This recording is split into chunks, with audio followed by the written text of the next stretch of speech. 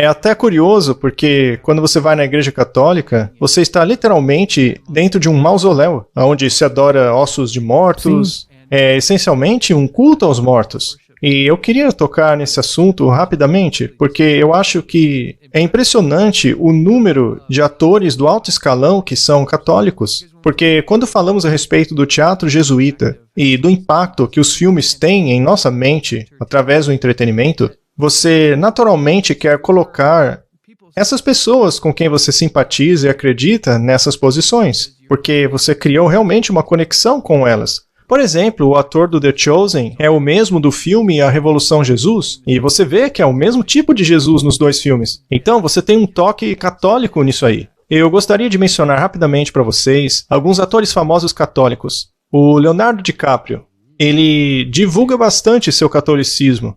Ele ama o Papa, já se encontrou várias vezes com ele. Na verdade, sendo um embaixador das Nações Unidas, ele tem defendido muito os princípios da Laudato Si. Mais uma, a Nicole Kidman também é católica, o George Clooney,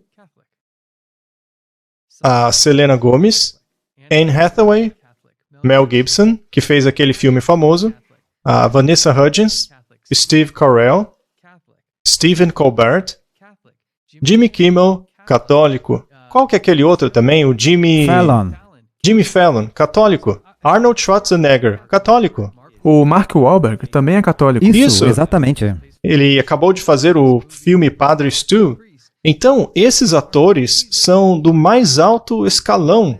Eles estão nos 3 maiores programas de TV que você assiste à noite. Agora, em relação a este programa, que é um dos mais populares programas cristãos já feito, que é o The Chosen, diga para mim, qual é a visão de cristianismo que esse programa está passando para as pessoas? Uma versão católica. E é interessante que a Bíblia nos diz que no fim do mundo, a segunda besta, que é os Estados Unidos, daria o poder de volta à primeira besta, que é o papado. A ferida mortal seria curada. Então, estamos vendo apenas fatos que nos mostram claramente que a mentalidade da mídia é primariamente católica. Muitos diriam judaica porque eles possuem esses grandes grupos de mídia, mas quando nós dissecamos as sociedades secretas, vemos lá uma influência católica. Até aqueles que dizem ser judeus ou muçulmanos, todos se alinham com os princípios católicos. E eu penso que, como cristãos que seguem a Bíblia, precisamos tomar cuidado, porque a Bíblia nos adverte contra essas coisas no tempo do fim. Então é isso, eu nem sabia que a maioria desses atores eram católicos. E no set de filmagem, existe um consultor católico que está lá para se assegurar de que Maria será retratada de uma maneira correta, assim como outras... Qual Maria? A mãe de Jesus ou Maria Madalena? Eu acredito que a mãe de Jesus, assim como qualquer outra conexão com o catolicismo. Então, para mim, é muito interessante que a profecia aponte para o sistema que terá um grande papel no fim dos tempos. E todo mundo agora está no sentido de rejeitar a Deus, jogar fora as regras, jogar a Bíblia pela janela. Nós não precisamos seguir nada, mas já estamos vendo que isso está desfalecendo. Todo mundo está começando a prestar mais atenção nesses filmes e seriados e, para mim, isso é muita coincidência. Mas aí a gente sabe que não é coincidência. E a questão é que Jonathan Ramey não é só católico, mas ele também é um cavaleiro templário. Cavaleiro templário. Uau! E abertamente é um cavaleiro templário. E isso simplesmente me choca. Pessoas supostamente cristãos baseados na Bíblia, que são protestantes, estejam assistindo a isso e seguindo essas pessoas. E na entrevista com Jonathan Ramey, atrás dele, tudo é católico, tudo que tem ali é católico, todas as coisas, os monstros, as miçangas, tudo que tem atrás dele, e ele fala de todos os diferentes padres jesuítas que são uma das suas maiores inspirações, e ele fala abertamente sobre isso, e nós agimos como se não fosse grande coisa. E para aqueles que não sabem, talvez a única maneira de se tornar um cavaleiro templário é sendo maçom. Em certo momento você vai para os cavaleiros. Ou você continua na maçonaria, ou você se torna um cavaleiro templário. Dentro dessa sociedade há muita temática cristã, mas antes você precisa passar pela maçonaria. Talvez esse seja um bom momento para começar a mostrar o que achamos em Los Angeles. Eu gostaria de mostrar uma imagem interessante para vocês, de um símbolo maçom, para que as pessoas possam se familiarizar com esse tipo de simbologia. Porque a cidade em si foi construída como uma homenagem ao Deus da maçonaria. E o que eu acho interessante sobre o Deus da maçonaria é que eles o chamam de o grande arquiteto do universo. Bem, alguns podem achar que eles estão falando do nosso Deus, o Criador do universo. Mas para saber se é realmente o mesmo Deus, nós temos que investigar um pouco mais. Temos que estudar a descrição que eles fazem desse Deus. Mas, enfim, no próximo slide, vemos aquilo que é chamado de Century City, lá em Los Angeles. E na parte de cima da tela, você provavelmente não vai conseguir ver direito, mas tem um prédio verde ali em cima. Ali, ó, no círculo. E eu morava bem ali. Ali é o West Hollywood. Mas Hollywood é muito nojenta. Mas conforme você vai indo para a região oeste da cidade, vai ficando melhor, sabe? Aí chega Beverly Hills e finalmente a Century City. Próximo slide, por favor. Este é um complexo de parques. É basicamente o centro da Century City. E ali embaixo você pode ver, na parte do meio, na abertura, não entre as duas torres gêmeas, mas ali no prédio menor, está a Agência de Artes Criativas. E eu estava conversando com o Scott antes do programa a respeito de como essa agência é importante. Se você quiser contactar qualquer político, celebridade do esporte ou do entretenimento, você tem que contactá-los primeiro. A maioria das pessoas não sabe, mas é na Century City que muitos dos contratos de negócios são feitos. Agora, uma coisa muito interessante nesse complexo de prédios é que ao longo dos anos eu descobri veja, por exemplo, um cliente que trabalhava nesse complexo, a quem eu representava, me pediu para colocar acima da porta dele o símbolo da maçonaria. Esse lugar é multibilionário. Sabe, bilionários como Elon Musk, etc.? Bem, as pessoas desse complexo são tão ricas quanto ele e você nunca ouviu falar delas. Talvez intencionalmente. Com certeza. Eles querem ficar atrás das cortinas. Mas o meu cliente me fez ver a reverência que eles têm por esse complexo. Para você ter ideia, esse cliente deu o nome do filho dele de Cavaleiro. Isso em referência à maçonaria. E eu queria o próximo slide, por favor. Aí é uma visão do chão do complexo. E veja que é um parque legal. Ele faz parte do complexo, você pode comer ali. Tem um cubo gigante ali no meio, certo? A princípio, você não vê nada de diferente nisso, até você olhar por outro ângulo. Próximo slide, por favor. Agora, o mesmo símbolo que meu cliente pediu para colocar na entrada da porta dele, como vocês podem ver na imagem, pode ser visto numa visão aérea desse complexo. Você pode ver de maneira estilizada o símbolo do compasso e do olho. Esse é exatamente o símbolo da maçonaria. E ele está apontando diretamente para o centro daquele cubo aberto, que por sua vez ilumina o outro lado. Você consegue ver aquela estrutura em meio a duas avenidas ali em cima? Eu acredito que é uma fonte. Aquilo representa o olho que tudo vê. Qualquer pessoa da área de construção de grandes edifícios, comerciais, hotéis, sabe que planejar e construir esse tipo de coisa demanda um tempo e esforço enormes. E, coincidentemente, esse é o mesmo símbolo que vimos antes. Será que é mesmo coincidência? Ou isso é uma reverência a um sistema de adoração? Este complexo do CAA e tudo o que ele envolve está prestando homenagem ao Deus da maçonaria. Portanto, eu acredito que essas imagens mostram, sem sombra de dúvidas, que eles estão prestando uma homenagem ao Deus da maçonaria. Também é interessante salientar a importância dessa agência de talentos e esporte. Essa agência é simplesmente o topo da cadeia alimentar. Eles só trabalham com os maiores. Pense em alguém extremamente famoso, está com eles. Essa agência está no controle de todas essas pessoas. No esporte e seja lá o que for. Então, é curioso olhar para isso e depois olhar para o Oscar, que seria a cereja do bolo no quesito cerimônia de adoração. Não dá para passar muito do nível do Oscar.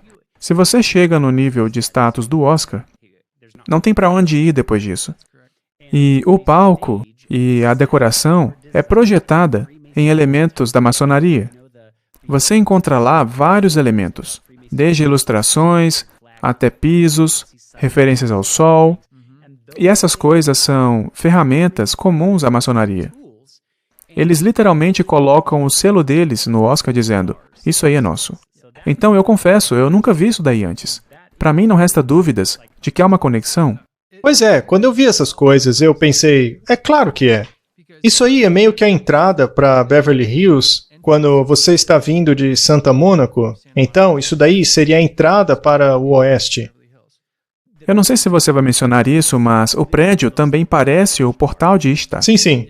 Vamos para a próxima imagem. Vamos ver agora a entrada do lado norte de Hollywood. Então, essa é uma entrada da cidade, que tem um símbolo maçom, e essa é a entrada do lado norte da cidade. Sim, mas o prédio da outra entrada também tinha esse formato. Ah, tá. Pois é muito interessante. Qual edifício? O de vidro. Ah, Ele se parece com esse aí, com um arco, ele parece uma entrada.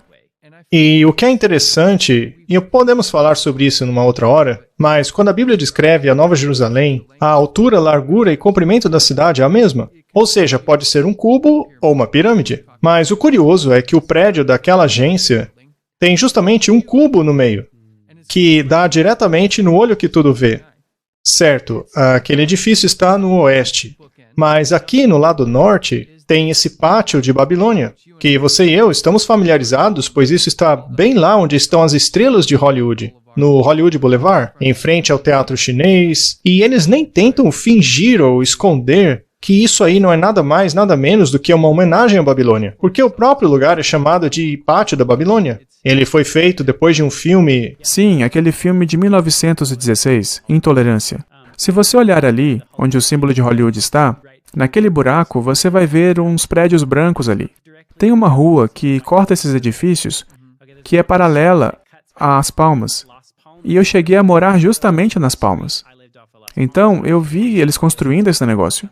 E para mim, era intrigante ver eles construindo essas coisas estranhas. O que quer dizer esses elefantes, essas imagens? E se você assistir ao tal do filme, você verá exatamente, e eu digo exatamente, a mesma estrutura com elefantes e tudo mais. Eles literalmente recriaram Babilônia. Agora, veja a calçada onde as pessoas estão de pé ali. Se você olhar através dessa entrada, você verá lá no topo da montanha a palavra Hollywood. Obviamente, isso é intencional. E logo ali embaixo, onde tem aquele equipamento, logo ali à direita, onde tem aquele pequeno portão ali, tem uma placa no muro dizendo o Pátio de Babilônia. Este é o Pátio da Babilônia. Sim, e nada disso é por acidente. E é uma estrutura gigante mesmo. Eu acho que isso daí tem uns 12 andares de altura. É bem alto. E é curioso que ali no meio se pode ver o símbolo de Hollywood, que é o nome daquela famosa madeira da bruxaria que eles usavam para fazer as varinhas, as vassouras, que por sua vez também está ligado ao conceito do Harry Potter, das varinhas, da mágica. Isso aí também é a entrada do Hall da Fama. O Hall da Fama começa bem aí, nesse ponto. E ele segue em direção ao oeste. Então, é aí que começa o Oscar e, bom, tem um monte de coisa misturada aí. Ideias de antigas religiões. Exatamente. Nesse período eu ainda não acreditava na Bíblia, mas algo que me chamou a atenção era que os meus clientes, aquelas pessoas extremamente ricas, 100% das vezes tinham conexões com essas organizações. E eles exaltam esse sistema da Babilônia. Então, independentemente se alguém acredita na Bíblia ou não, temos aí o mundo, e especialmente a cidade dos anjos caídos, exaltando o sistema da Babilônia, especificamente pela sua arquitetura. Vejam só um outro lugar. Antes de você continuar, eu posso falar uma coisa?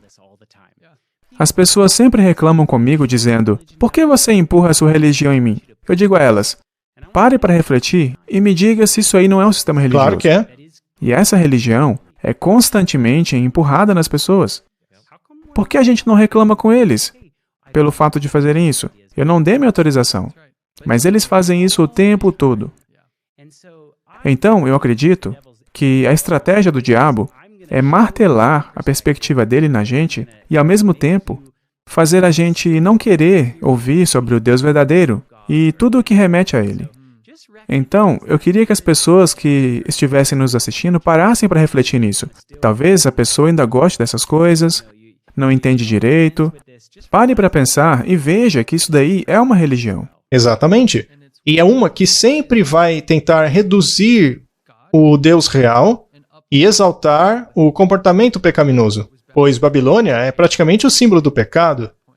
Sabe, só para aproveitar o que você disse, eu tive uma conversa com um parente meu e, obviamente, eu cresci mais conservador e tudo tinha valores diferentes. Então ele disse, isso é realmente, tipo, se fechar, tipo, se limitar. Você não tem esse escopo para poder ver todas as coisas diferentes, sabe? Porque eu fui educado em casa. E ele disse, isso é terrível, escola pública, a coisa é mais ampla. Então, quando na escola pública você aprendeu tudo sobre a Bíblia? Você não aprendeu. Mas você foi e aprendeu sobre mitologia grega, sobre essas coisas, sobre bruxaria. Evolucionismo. Exatamente. E você deixou de fora um monte de outras coisas. Mas, para mim, ensinaram todas essas coisas diferentes e me mostraram o que é e o que não é a verdade. E é isso que se supõe ser a verdadeira educação. E ele disse que ter essa visão limitada do mundo, isso me impedia de pensar. Daí eu, nós acabamos de ver isso aqui.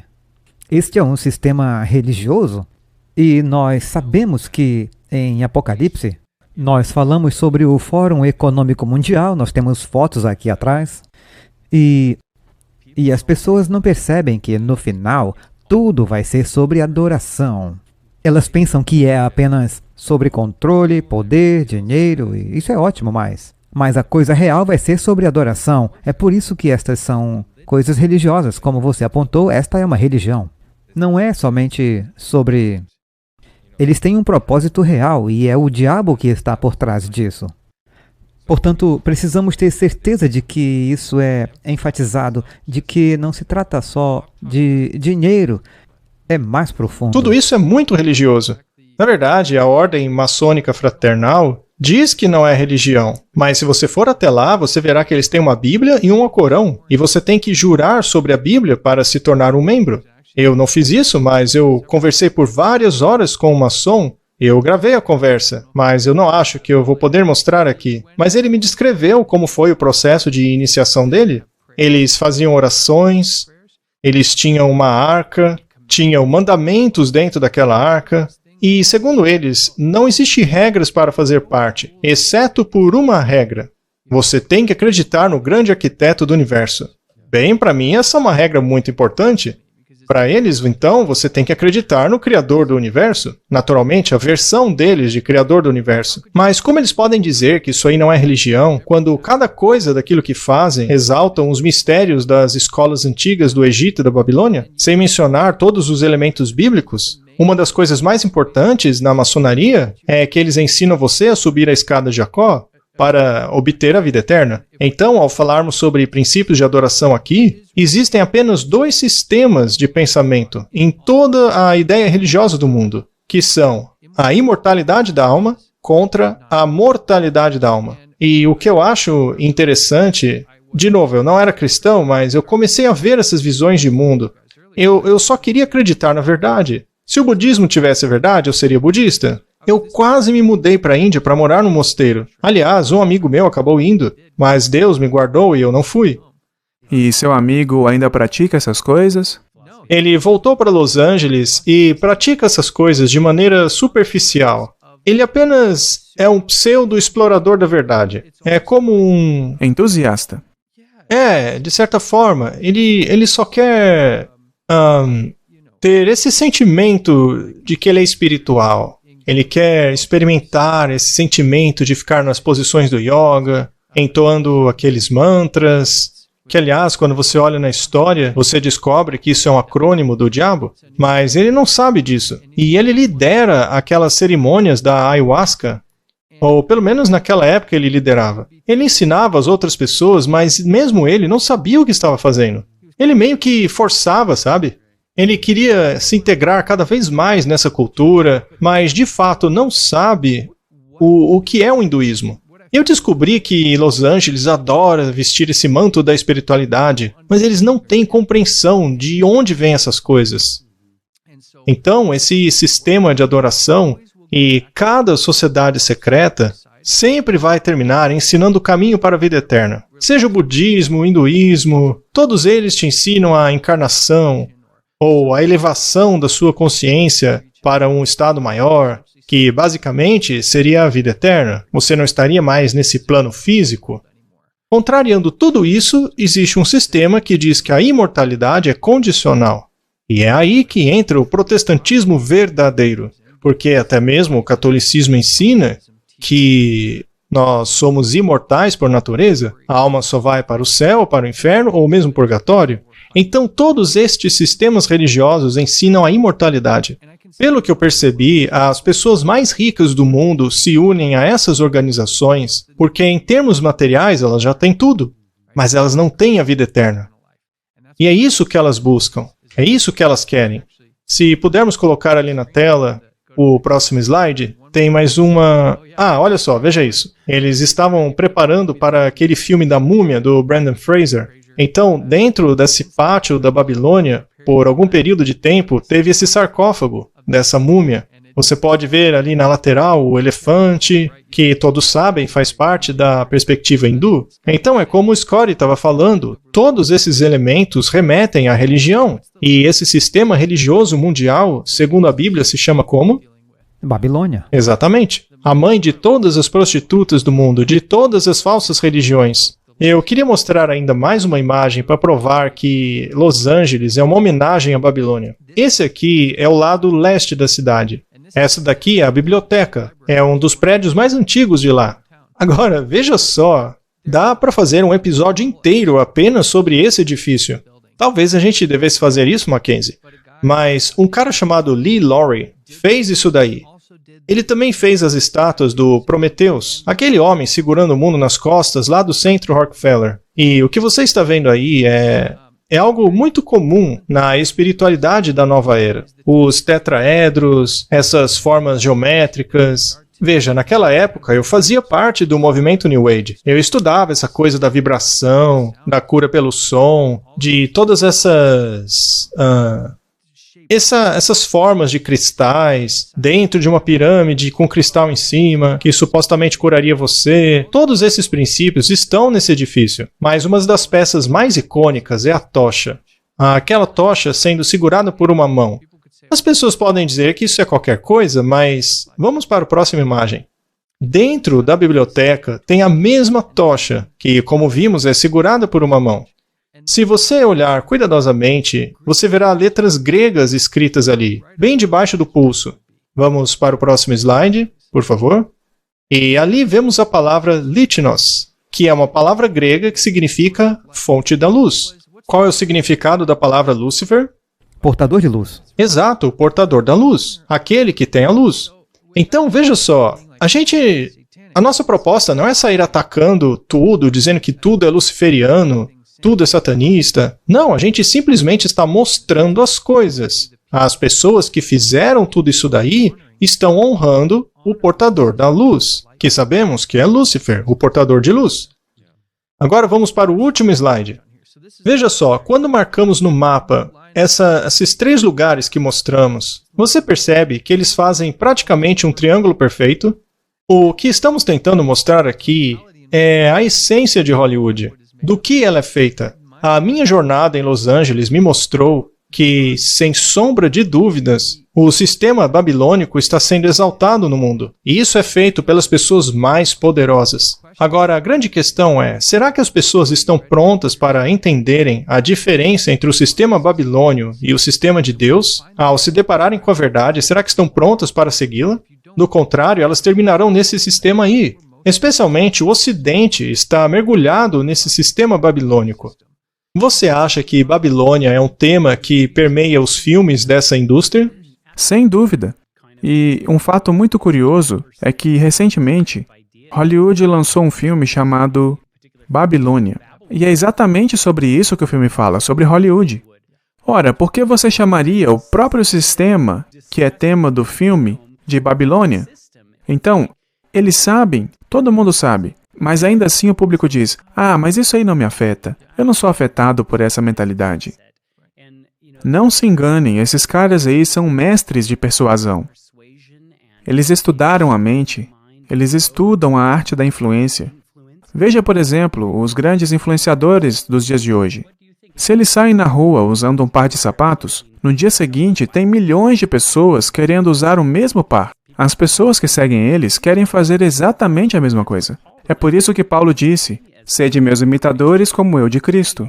Os seres humanos têm essa tendência de copiar. É verdade. Na verdade, eu quero falar sobre os escolhidos novamente, rapidinho. Nós temos 2 clipes que queremos mostrar, então se você puder colocá-los na tela. Mas a ideologia é realmente confusa. E quanto mais você observa, quanto mais você vê essa outra versão de Jesus e outras versões dos diferentes personagens, aos poucos ela o afasta cada vez mais do que é a Bíblia. Assim, as pessoas vão começar a ver com inocência, pelo menos meus filhos estão falando de Jesus nesse momento. E pensarão que isso é uma coisa boa. Mas, na verdade, eles estão sendo doutrinados por um Jesus errado. Então, quando as coisas começarem a acontecer no mundo, estes milagres começarem a acontecer, eles irão com um falso sistema, porque não é o mesmo Jesus, exatamente como você disse. Os judeus, quando Jesus chegou, estavam procurando por um herói. E eles não encontraram um herói. Eles viram um bebê numa manjedoura, alguém humilde montado em um burro, e não aquele ser triunfante. Portanto, quando nós vemos esta outra representação de Jesus, que é imperfeita, porque ele não é...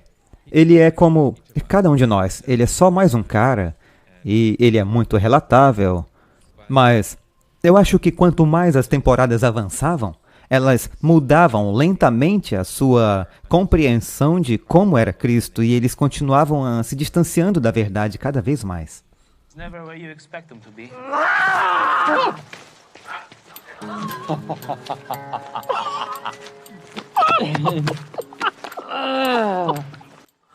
Oi, primo. Eu fiquei sabendo sobre o escândalo lá no tanque. Adoro. Eu sei. Agora eles vão vir com tudo atrás de você. Deixa eles virem. Pelo jeito, você ainda não come carne. Ossos do ofício. Você tá pele e osso. Ouçam, a gente não tem muito tempo. Sabe, eu achei esse clipe muito interessante e é muito suave, mas você sempre tem João, que foi o precursor do Messias, retratado como um louco. Quer ele esteja agindo como louco ou realmente louco, você sabe, em todos os filmes evangélicos, se é Mateus, João, o escolhido, ele usa cabelo comprido, uma pele de camelo, o que não é a verdadeira representação de como ele era. Ele era muito inteligente, muito acolhedor e de uma íntima relação com Deus. E ele, aquele escândalo na piscina foi loucura, que maneira! E então Jesus diz para ele, você está tão magro, você não está comendo carne, e ele está zombando da sua dieta, da qual sabemos que temos uma mensagem de saúde e nós temos uma dieta da qual deveríamos estar falando. E muita gente pensa que as alfarrobas eram gafanhotos, mas na verdade era alfarroba que ele estava comendo. Ele tinha uma dieta baseada em plantas. E aqui, na verdade, eles reconhecem isso, mas eles minimizam e zombam disso. Pois é. É um desvio bastante sutil. Por exemplo, vocês viram que ele chamou o milagre do tanque de escândalo, mas a Bíblia nunca se refere a esse milagre desse jeito.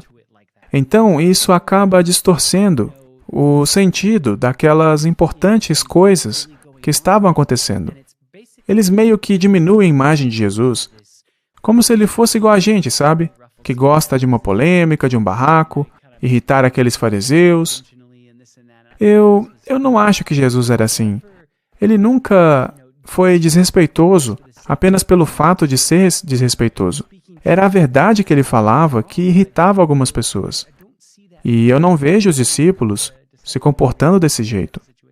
Pois é, eu também fiquei surpreso ao ver a representação dos discípulos, especialmente quanto ao relacionamento entre Jesus e João Batista. Eu acho que eles eram um exemplo para as outras pessoas. Eles subiam a norma ao invés de rebaixá-la. Agora, voltando para a questão das religiões do mundo, com relação ao fato delas comporem esse sistema chamado de Babilônia.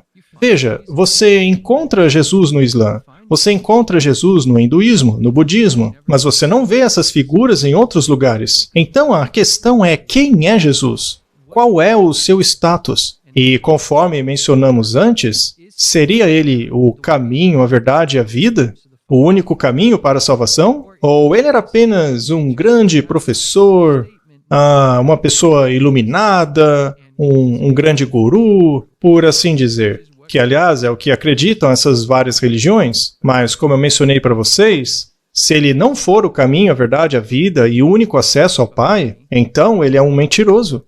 E, neste caso, ele não pode ser um grande professor. Mas nessas representações, dá para notar que, cada vez mais, eles rebaixam Jesus ao invés de exaltá-lo, de enobrecê-lo. Eles tornam Jesus como um de nós, mas nas coisas ruins. E é disso que as pessoas gostam. Elas se identificam com esse Jesus que tem os nossos defeitos, sabe? Na verdade, eu tenho um problema com isso. Porque se eu puder me identificar com ele, como eu sou diferente dele?